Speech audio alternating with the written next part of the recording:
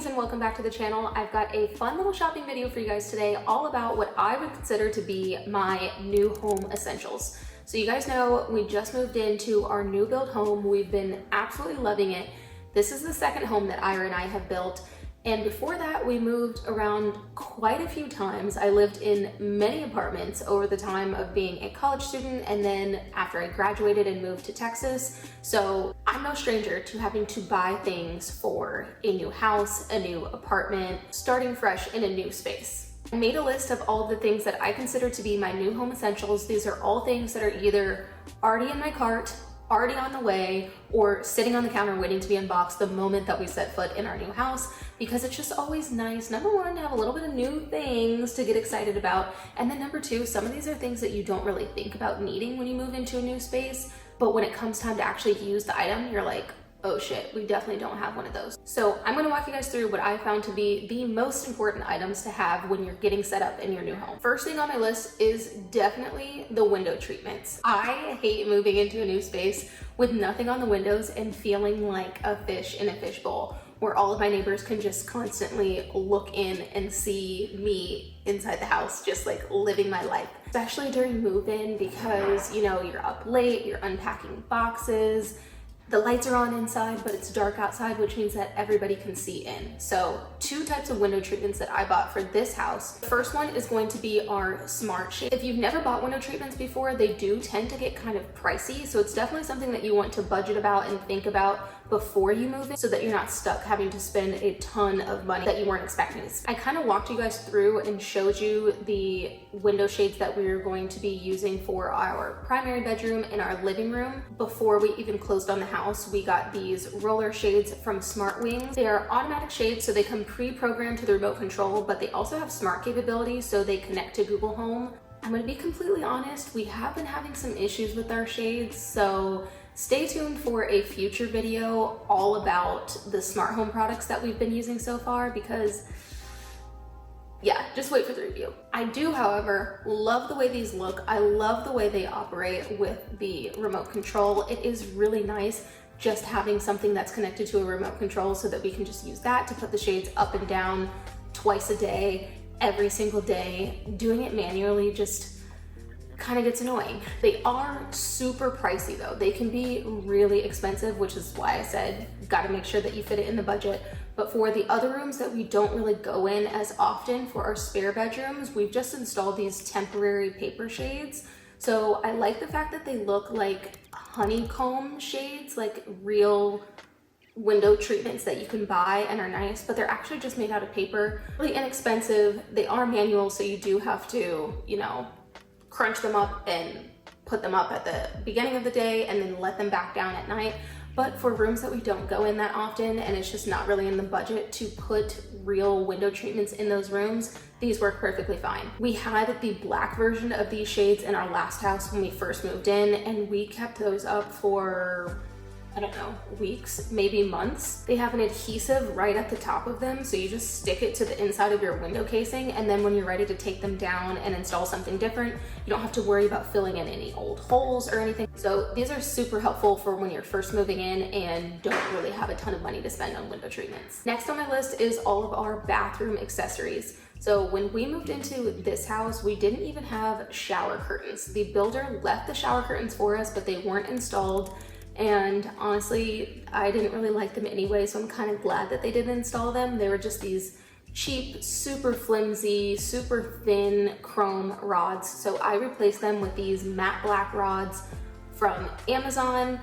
I like that I can choose exactly now what height I want to put them at. So I like to take my shower curtains pretty high. Number one, to draw your eye up. We have 11-foot ceilings, so if I would have installed this at kind of your standard 7-foot height, it would have chopped the room in half and looked really awkward. And then number two, by raising the shower curtain higher, you don't even realize that the tile doesn't go all the way up to the ceiling or even continue all the way up to where the shower curtain is. So it just makes the bathroom look a little bit more elevated and hides all of our ugly builder grade tile that we have for right now. I also bought some plastic curtain rings on Amazon. I really like using the plastic ones instead of the metal, because the metal tends to rust over time. Even the ones that say that they don't rust, I've always found that they end up rusting. So I always get plastic. And then I will put on a clear shower curtain liner with the magnets at the bottom because that helps weigh it down and keep it from like encroaching on my space in the shower and like touching me.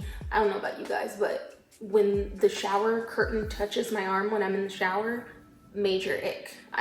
Now I gotta wash my arm again. I don't like that. And then for the shower curtain that goes on the outside, I actually like to use just regular window curtains from IKEA. I haven't gone to IKEA yet to buy them, but I actually plan on going today. So maybe by the time you guys see this vlog, you actually will get to see the finished bathroom with the real curtain installed. We'll see. And then since this is our guest bathroom, I did also want to include a couple little things just to make the bathroom a little bit nicer for them. So I got this little shelf that just sticks right onto the wall. It's very sturdy. We used this the entire 3 months that we were in our rental home, never had an issue. And if I'm being completely honest, it was actually pretty hard to get that adhesive strip off of the wall when it was time to move out. So this thing is very strong. I also went ahead and swapped out the shower head. This is literally the easiest DIY that you can do, you guys. If you can twist off and twist on, then you know how to change a shower head. And then I made sure that I had soap to put in all the bathrooms so that I wasn't trying to dig through boxes and figure out where all of our hand soap went. I just went ahead, bought new hand soap. I love these little containers because they match our aesthetic. And now the bathroom looks cute for guests. In our bathroom, we have a full glass shower, which I absolutely love. Literally, my dream has always been to have a frameless glass shower enclosure, but it does tend to get a little water spotty because we have hard water here. So I bought a shower squeegee and made sure that it was here before we ever took our first shower in the bathroom because I wanted to be sure that I could keep this glass looking sparkling clean. While we're already kind of like talking about bathroom stuff, let's talk about cleaning supplies. We brought most of our cleaning supplies with us from the old house. We did throw some things away that I'm just like, I literally never use this spray and I'm never going to. So we tossed some of it, but we ended up still with a lot of cleaning supplies. One thing that I did when I was moving to make it super easy for myself is I made sure that all the cleaning supplies were in the same box, and I tried to keep track of where that box was the whole time so that once you move in and you're having to wipe out cabinets, clean the floors and things like that, you're able to just go straight to that box with all of your cleaning supplies in it. But one thing that I do not bring with us, toilet cleaning stuff. It just really seems gross to me to use a plunger or to use a toilet brush and then pack it up in a box with other items and then bring it with you after it's been in the toilet. Throw it away. Just throw it away. Get a new one. This is what I bought for all of our bathrooms. I love that it has a little lid that keeps it, you know, kind of more sanitary and closed. You don't actually have to touch it. It will just automatically open and close as you need to pull the plunger or the toilet brush out. Another item that can get super pricey if you don't budget for it and that you probably won't realize is going to cost you a good bit of money is trash cans. I remember being shocked when we had to buy our first real trash can when I saw how much trash cans cost.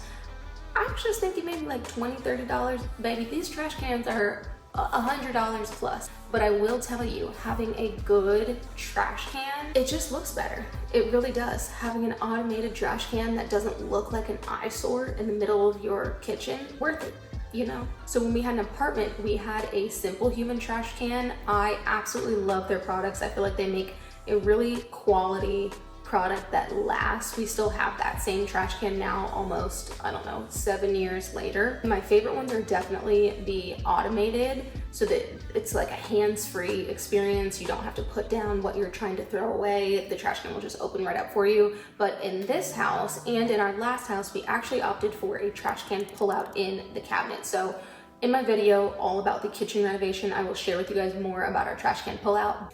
Do yourself a favor, buy a new trash can, set it up as soon as you move in so that you don't have to do the old, we'll tie a trash bag to the pantry doorknob situation. Even though that is exactly what we did. with every place that we've ever lived because we always forget to get a trash can ahead of time. So that's why I'm telling you, get the trash can, order it now. We're already in the kitchen, so we might as well just stick here. One thing that I made sure that I did this time that I have not done in any other house or apartment was to line the insides of our kitchen cabinets and drawers. Just got this little clear drawer liner off of Amazon. You roll it out, you cut it to size, and it protects the bottom of your cabinet from getting scratched up.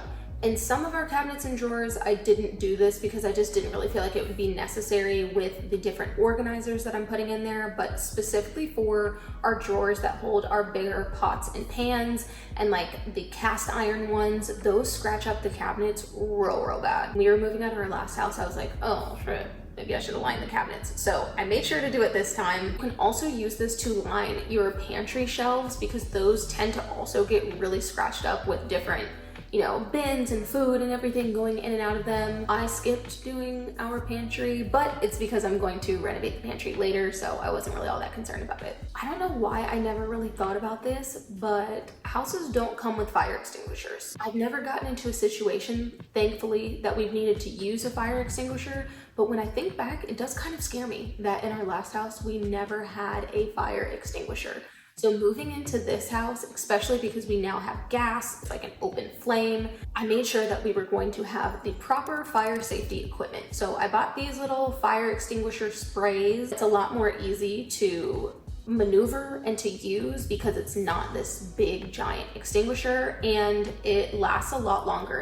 It doesn't expire quite as quickly. I also have a fire blanket here under the sink. If anything were to catch on fire, you can toss the fire blanket over it and it will stamp out the fire for you. The next item is one that we didn't get as like a moving into a new house thing, but it's one that I have used every single day since we moved in, and I'm so happy that we have it, and it is our Dyson stick vac.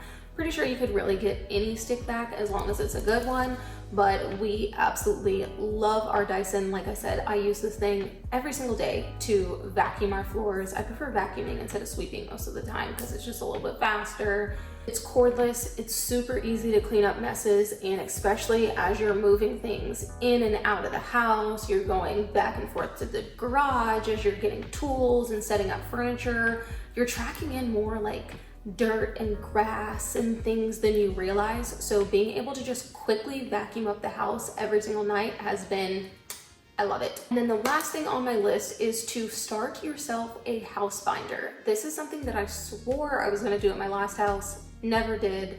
So obviously that's why it made it to this list, like a lot of other things, so that I could just hit the ground running with it. And here is my house finder.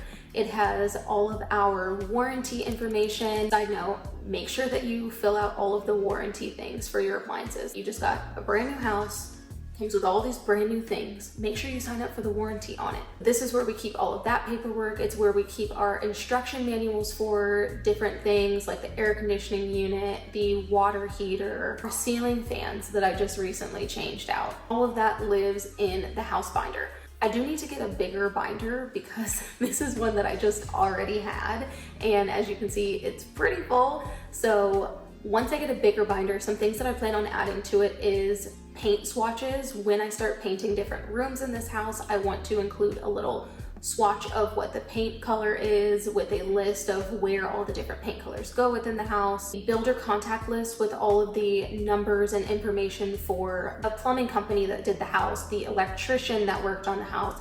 All of those things will go in this binder to make it super easy for anybody in the house to find if they ever need it. And then I will also probably print out a QR code that will link you to a file that has all of the pictures of what the walls of the house look like when it was still being framed. That way, if anybody is ever here working on anything in the house, let's be real, it's usually me. I'm usually the only one that will ever access this folder. But if a contractor is ever here working on something and they need to know what's behind that wall, I have those pictures, so it would just be easier to put the little QR code in the binder so that anybody that needs it can scan it. And then once we eventually move out of this house, the binder will already be done and I can just give it to the new owners of the house. Wouldn't that be amazing? Like to move into a new house and have the previous owners be like, hey, here's everything that you need to know about the house, and it's already done.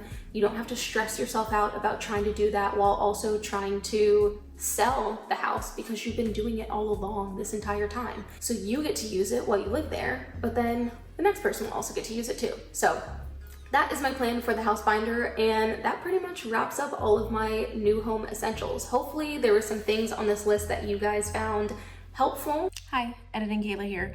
I totally have one more thing that I need to add to this list, and it didn't get delivered until after I'd already filmed this video, so that's why I'm doing it now.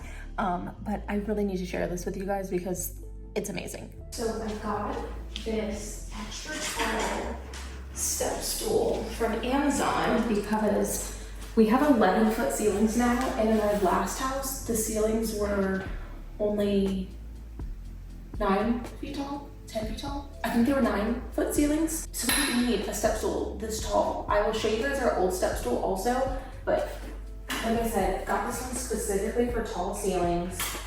I felt like the price was pretty reasonable, and as you saw me just like moving this around, it's super lightweight. And look at how high you can go. Like I can almost touch the ceiling. And I'm 5'3". So this is a great step stool for short people, tall ceilings. And then here is our old step stool. As you can see, she's been well loved. I used her on pretty much every interior project that I ever did. So here's the shorter one. Way far from the ceiling. I will say the shorter one is definitely more sturdy. This one is a little bit, it's like thinner. It doesn't feel flimsy, but it doesn't, like I wouldn't really use this outside. I would get a ladder to go outside, but like for inside, I think that's perfectly fine. Like you just need to reach something, you know? Yeah, but I'll link them both. If you want to see more of what I've been up to as we get settled in our new house, you can watch either of these vlogs, and then I will catch you guys here next week as I walk you through how I'm turning this house into a smart home. If you haven't already done so, now would be the perfect time to subscribe so that you don't miss that next video, and I will see you guys next week.